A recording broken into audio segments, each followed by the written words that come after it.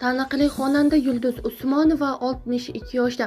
Assalomu alaykum, agarda kanalda yangi bo'lsangiz like hamda podpisatsiya tugmachalarini bosib qoldirishni unutmang. O'zbekiston xalq artisti muxlislari tomonidan o'zbek primadonnasi deya e'tirof etiluvchi Yulduz Usmonova 12 dekabr sanasida 62 yoshni qarshiladi. Shu munosabat bilan uning qiyinchilikda o'tgan hayot yo'li, ijodga kirib kelish tarixi, bugungi mashhurligi va zapravda bo'lgan kunlariga nazar solamiz. Film onamga tortgan. Yulduz Usmonova 1963 yil 12 dekabrda Marg'ilon shahrida ishchilar Uraymoxin Usmonov va Rahima Akbarovalar oilasida 6-farzand bo'lib dunyoga kelgan. Xonanda ota-onasi bilan bog'liq quyidagi ma'lumotlarni so'zlab bergan. Otam Uraymoxin Usmonov 1926 yilda Marg'ilonda tug'ilgan. U butun umr Marg'ilon ipak kombinatida ishlagan. Ish staji 52 yil edi. U nihoyatda mehnatkash inson edi. Oddiy ishchi bo'lishiga qaramay, qo'ni-qo'shnilarimiz, qarindosh urug'larimiz, tanishlarimiz bizni boylar deb atashardi. Shunga yarasha bolaligimda meni boyning qizi bola deyishardi. Dadam zavodda ishlashdan tashqari u mohir yog'och usta bo'lgan. Onam Rahimaxon Akbarova ham 1932-yilda Marg'ilonda tug'ilgan. Marg'ilon ipak kombinatida 41 yil ishladi. Aytishim kerakki, mening fe'lim onamga o'xshaydi. U ham hech qachon o'zini xafa qilishlariga yo'l qo'ymas, kurashuvchan ayol edi. Ishni fabrikadan boshlagan. Xonandaning opasi Dilorom Usmonova singlisining yoshlik payti haqida gapirarkan, Yulduz Usmonova kichkinaligidan intiluvchan bo'lganini ta'kidladi. Oilada 4 o'g'il va 4 qizmiz. Yulduz 6-farzand. Singlim yoshligida tartibli, uzoqni ko'ra biladigan, intiluvchan qiz bo'lgan. Bir ishning boshini tutsa, uni oxirigacha go'zal yakunlashga harakat qilardi va buni uddalardi. Bu uning xarakterida bor edi.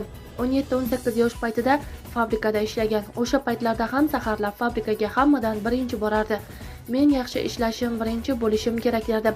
O'shanda uning nomzodi deputatlikka qo'yiladigan bo'lgan, ammo Yulduzning yoshi yetmagan. Yoshi kattaroq bo'lganida deputatlik maqomiga erishardi. Fabrikada ishlagan vaqtlarim ham san'at shaydosi edi. Qo'shiqlar aytib turardi. Avvaliga dadam san'atkor bo'lishi va Toshkentda o'qishiga qarshi bo'lgan. Oxiri dadam rahmatli rozi bo'lib Toshkentga jo'natgan va shundan keyin ko'karib, el mehnatini qilib kelmoqda. 12-14 yoshda hammalaringiz hali ko'rasizlar, men shunday yulduz bo'laman derdi va maqsadiga erishdi. Gavhar Rahim va sabab Toshkentga kelganmi? Usmonovaning san'atga kirib kelishi juda qiziq kechgan. U raqs bilan shug'ullanishni, shu bilan birga qo'shiq kuylashni yaxshi ko'radi. Buni sezgan Gavhar Rahim va uni Toshkentga olib keladi. To'pponcha tirab, ulush so'rashardi. To'ylarda pichoq tiragan, to'pponcha o'qitalgan paytlar juda ko'p. Hatto Xalqlar do'stligi san'at saroyida konsert beradigan kunim kelib, ulush berasan, bo'lmasa otaman deb ham qo'rqitishgan. Ularga yo'q bermayman deb bo'lmasdi. Xo'p, boshlig'ing kim, uchrashtir derdim. Osonlikcha taslim bo'lmasdim. U paytda mushtumzo'rlar juda ko'p edi. Seni kislataga tashlaymiz deb qo'rqitishlar ham bo'lgan. Juda qoidasiz, qiyin vaqtlar edi. Nechta qo'shig'ingiz bor? Bu savolga xonanda quyidagicha javob bergan. Qo'shiqlarimning sonini aniq bilmayman. Umrimda hech narsani sanamabman. Men bilan ijod boshlaganlarning ko'plari o'lib ketdi. Dinozavr bo'lib ketdik shekilli. Odam olg'a yuraverishi kerak. Konsertlarimiz, qo'shiqlarimiz sonini bizdan keyingilar sanayversin. Biz tinmay olg'a yuraveraylik. Sanasam joyimda qolib ketaman. Men ishimni qilaveray. Umrimda birovga bosh ko'tarib qarashga vaqtim bo'lmadi. Yoshligimdan izlanish, oldinga yurish, o'rganish bilan bandman, lekin kam bo'lmadim. Hozir ham uyda yirtiq maykalarimni rohatlanib kiyaman. Ko'pchilik Yulduz Usmonova uyda paxmoq shippagida po'rim bo'lib yuradi deb o'ylaydi. Unday emas. Unday yurishni o'ziga xiyonat qilganlar qilsa kerak, chunki men viloyatning, qishloqning va namoz o'qiganlarning bolasiman. Mehnatkashlarning bolasiman. Men ham ulardek yashayman. Ko'ngling, niyating to'g'ri bo'lsa, Alloh xohlagan joyiga, xohlagan darajatiga olib qo'yar ekan. Bundan uyalmaslik kerak. Men shu gaplarni gapirganim bilan nima, Yulduz Usmonova bo'lmay qoldimmi? Xudoga shukr. Qanchalik bo'ynimga olayotgan bo'lsam, shuncha Alloh yuksakka olib chiqmoqda. Tamom, gap shu. O'zligingizdan uyalmang. Kekkayib bugun zar chopon kiyganingda, kecha yirtiq chopon kiyganingni unutma. O'sha ham meniki edi, bu ham meniki. Kecha u yerda edim, bugun bu joydaman, lekin yana tushib qolishim mumkin. Alloh o'zi bo'lguvchi olib boraveradi. Shunda yiqilsang ham uyalmaysan. Ha nima? Kutgandinglar, yuryapman, yiqilyapman, ishlayapman, xato qilyapman. Inson shunaqa bo'lishi kerak. Oliy Majlisdagi yengsiz ko'ylak mojarosi. Yulduz Usmonova o'zini siyosat olamida sinab ko'rgan kamsonli o'zbek shou biznesi vakillaridan biri hisoblanadi. U 1995-2000 yillarda Oliy Majlis deputati bo'lgan. Men deputatligimda Oliy Majlisga yangi yo'q ko'ylak kiyib borganman. Boring, yengli kiyim kiyib keling deb zo'rg'a chiqarishgan. Men yengli kiyim kiymayman deganman. Tez yengli kiyim kiyib kel deyishgan. Men san'atkorman, deputat qilib qo'ysangiz ham san'atkorman. Mening o'z qarashlarim bor. Siz oq va qora deb turgan joyingizda men sariqni ko'rib qolishim mumkin. Bizga erkinlik kerak. Shundagina go'zal ijod qila olamiz, deydi Yulduz Usmonova. To'kis oilaga muhtojlik sezganman. O'zbekiston xalq artisti Yulduz Usmonova sozanda Ibrohim Hakimov bilan 1996-yili rasman ajrashgan. Ularning farzandi Nilufar Usmonova u paytda ancha ulg'ayib qolgandi. Bolalikdan to'kis oilaga muhtojlik sezib yashaganman. Ra'no xolam va buvim rahmatli mehribon bo'lishsa-da, baribir farzand uchun ota-onaning o'rni bo'lakcha bo'ladi. Shu boisdan balki oilaparvar ijodkor bo'lishga qomat yoki karyerani bahona qilmay farzandlar sonini orttirishga harakat qilgandirman. Otamning o'z oilasi, onamning sevimli turmush o'rtog'i bor. Ikkisining ham qarorini hurmat qilaman. Nima bo'lgan taqdirda ham ular ota-onam bo'lib qolaveradi. Men ham turmushdan ajrashganman. Buning qanchalar qiyin ekanini bilaman, degan edi Nilufar Usmonova intervyularidan birida. Bundan bir necha yil avval ommaviy axborot vositalarida Nilufar Usmonovaning otasi Ibrohim Hakimov bilan intervyu chop etilgan edi. O'shanda Hakimov qizi Nilufar bilan munosabatlari yaxshi ekani, doim uka singillaridan xabar olib turishi, hatto avtomobil sovg'a qilganini aytgan edi. Ma'lumot uchun Nilufar Usmonova onasi Yulduz Usmonovaning familiyasi bilan ijod qilsa-da, aslida uning fuqarolik pasportida familiyasi Hakimova deb qayd etilgan. Turkiyaga ko'chish va iqtisodiy qiyinchiliklar. O'zbekistondagi norasmiy zapretdan so'ng Yulduz Usmonova oilasi bilan Turkiyaga ketadi. Yulduz Usmonovaning eri Mansur Agaliyev Turkiyadagi qiyinchiliklar haqida shunday xotirlaydi. Iqtisodiy muammolar bo'lgan, hech balomuz qolmagan, juda qiyin paytlar bo'lgan. Turkiyaga borganimizda 20 kuncha mehmonxonada yashaganmiz. Keyin menejerga pul berish kerak, unga pul berish kerak, bunga pul berish kerak, xullas pul tugadi. Do'konlarimdan u yerga har kuni pul borardi. Bir muammo sabab Toshkentdagi 12 ta do'konimni bosishgan. Keyin Turkiya bozoridan Rossiyaga yana boshqa joylarga mol jo'natib tirikchilik qilganmiz. Katta qiyinchiliklardan chiqqanmiz. Juda katta summa ketgan.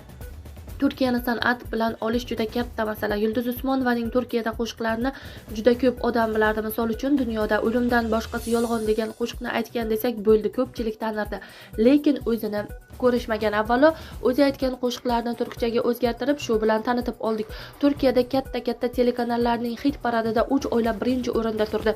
Keyin katta san'atkorlar Yulduz Usmonovani ko'rib, qo'shiqlar berishni iltimos qilishardi. Yulduz Usmonova Turkiyada juda katta yaxshi natijalarga chiqib, u yerda shu darajamizni saqlab, keyin chekinganmiz. Sababi u yerda shu darajasini saqlab qolishi kerak edi. Bir paytlar Yulduz Turkiya shou biznesida bor edi emas, u bor degan fikr bilan qaytganmiz, deydi xonandaning turmush o'rtog'i Mansur Agaliyev. 100 ming yevro jarima to'laganman. Yulduz Usmonova bir necha tillarni bilishi va xorijda o'z huquqini talab qila olmagani uchun xorij tillarini o'rgangani haqida gapirdi. Tilni yaxshi bilmaganim uchun o'zimning zararimga ishlaydigan hujjat imzolab qo'yganman. O'zbekistonda o'zbek tilida gaplashishimiz kerak, lekin bu biz boshqa tillarni o'rganmasligimiz kerak degani emas. Men o'shanda Gollandiyada o'zgina yashab, O'zbekistonga kelganimdan keyin menga davlat tomonidan yashashga ruxsatnoma berishgan. Menejerim u hujjatni menga keyin ko'rsatgan. Keyin men shuncha konsertlarni tashlab kelganim uchun 100 ming yevrodan ko'proq jarima to'laganman. Nima demoqchiman? Til bilish shart, rus tili, ingliz tili, turk tilini bilish shart, o'zbek tili ona tilimiz. Hozir hamma yoshlar shu 4 ta tilni bilishlari shart. Nevaralarim bilan har zamonda inglizcha gaplashib qolaman. Ular bir nechta tilni yaxshi bilishadi, deydi san'atkor. Prodyuserning qo'g'irchog'i bo'lishni istamadim. Yulduz Usmonova musofirlik damlari haqida gapirib, Turkiyada qiyin kunlarni boshdan kechirganini aytib o'tdi. Turk millatini yaxshi tushunish uchun tilni o'rgandim. Ularning fikrlashini, mantig'ini o'rganganman. Er-xotin o'sha yerda musofirchilikni ko'rdik, qiyinchilik ko'rdik. O'zimni to'yga urib yubormadim. Ishladim, 1-2 so'm topsam albomga, ijodimga tikdim. O'shanda O'zbekistonga to'ylarga kelishimni 15 ming yevro qilib qo'yganman. Rizqimni Alloh yetkazdi. O'zimizning to'ylarga chet ellik xonandalardek kelib ketardim. Turkiyada sekin-asta ijod qilib konsert qilish paytida yurdim. Turklar chipta sotib olib xonandaning konsertiga kirmaydi. Bunaqa madaniyat o'lib ketgan ularda. Turkiyada konsertlarni hokimiyat uyushtirib, xonandaning gonorarini prodyuserga berishadi. Men prodyuserning qo'g'irchog'i bo'lib qolishni istamadim. Bu narsa menga yoqmadi. Akamning o'limi haqida eshitganman. O'zbekiston xalq artisti Yulduz Usmonova kasb mas'uliyati sabab katta akasi vafot etganda to'ylar sabab janozaga kechikib borgani haqida so'zlab bergandi. Kiyinib to'yga chiqib ketyapman, akangiz vafot etdi degan xabar keldi. Qotib qoldim, nima bo'lgan taqdirda ham ishimni tugatishim kerakligini his qilib, xizmatimni ko'ngildagidek ado qilganman. Faqat oxirgi to'ydagi so'nggi qo'shiqni aytayotganimda yig'lab yuborganman. Ungacha muxlislarni dardimga sherik qilishni istamaganman. Janozaga biroz kechikib bo'lsa-da yetib borganman, chunki Bizda hozirgi ba'zi xonandalarda yo'q kasb mas'uliyati bor. San'atkor bunday vaziyatlarga hamisha tayyor bo'lishi kerak, deydi Yulduz Usmonova. Qizil ruchkada qo'yilgan imzoni deb sahnaga chiqa olmaganman. Yulduz Usmonova eski hukumat davrida birgina imzo sabab sahnaga chiqa olmagani haqida ham eslaydi. Navoiydagi Sarmistoyda bo'lgan Asrlar sadosi festivalida sahnaga chiqishim kerak edi, lekin chiqmaganman.